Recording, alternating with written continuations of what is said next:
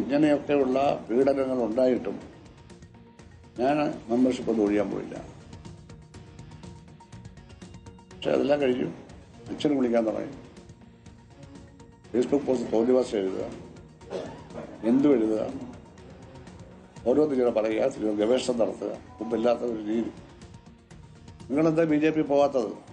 നിങ്ങളെന്താ കോൺഗ്രസ് പോകാത്തത്? ഫേസ്ബുക്കിൽ പാർട്ടി മെമ്പർമാർ ചോദിക്കുകയാണ്. എല്ലാം കൂടി 25 ആളെയുള്ള ആൾക്കൂടി പൊളിറ്റിക്കൽ ക്രിമിനൽ 25 പീപ്പിൾ. 26 ഒരാളില്ല.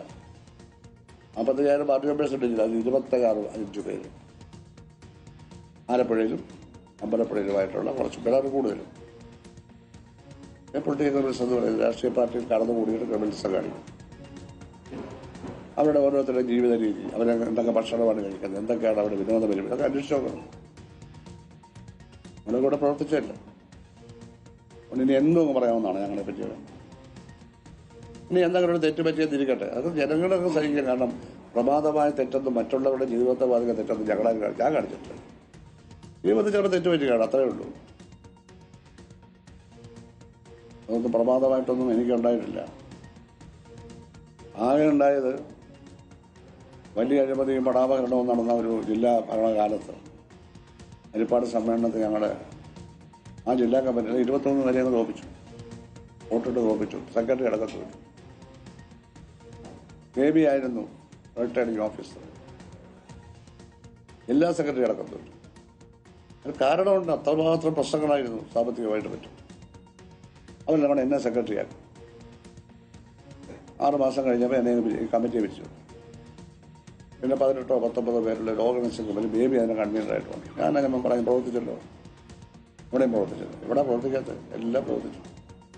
അവസാനം വയനാട് ജില്ലാ സമ്മേളനത്തിൽ എന്നെ തന്നെ VS പിണറായി കൂടെ വന്നിട്ട് സെക്രട്ടറിയാക്കി. അത് കഴിഞ്ഞ് ഇലക്ഷൻ വന്നപ്പോൾ പറഞ്ഞു സുധാകരൻ ഗവൺമെന്റിലേക്ക് വന്നേക്കാൻ. ആ സ്ഥാനം വേറെ ആളെ ഏൽപ്പിച്ചു. ഇങ്ങനെയൊക്കെ ആയിരുന്നു. അല്ലാതെ ചോദിച്ചൊന്നും പറഞ്ഞിട്ടില്ല. എൻ്റെ പത്രികയാണ് ഇതൊന്നും ഞാനാവിടെ പറയാറില്ല. അപ്പോൾ പാർട്ടി തീരുമാനങ്ങളെ അപഹസിക്കുകയാണ് പലതവണ മന്ത്രിയായിട്ടെന്ന് ചോദിക്കുന്നത്. അങ്ങനെ ആയ എല്ലാവരെയും അപഹസിക്കുകയാണ്. EMS ഒക്കെ ജീവിച്ചിരിക്കാത്ത അദ്ദേഹത്തിന്റെ ഭാഗം അദ്ദേഹത്തോട് ഇവർ ചോദിച്ചിട്ട്. AKG മരണം വരെ പാർലമെന്റിലെ പ്രതിപക്ഷ നേതാവില്ലായിരുന്നു. 52 മുതൽ 77 വരെ പാർലമെന്റിലെ പ്രതിപക്ഷ നേതാവ് ആണ്. അതിന് AKGയാണ് വേണ്ടത്. ആരൊക്കെ ചോദിച്ചു അദ്ദേഹത്തോട്? അദ്ദേഹം ഉണ്ടായിരുന്നെങ്കിൽ എന്താ ചോദിക്കുന്ന ആൾക്കറിയാം. ഇതാണ് രീതി. ഇതെല്ലാം ഗൗരവമായി എടുക്കണം എന്നുള്ളതാണ്.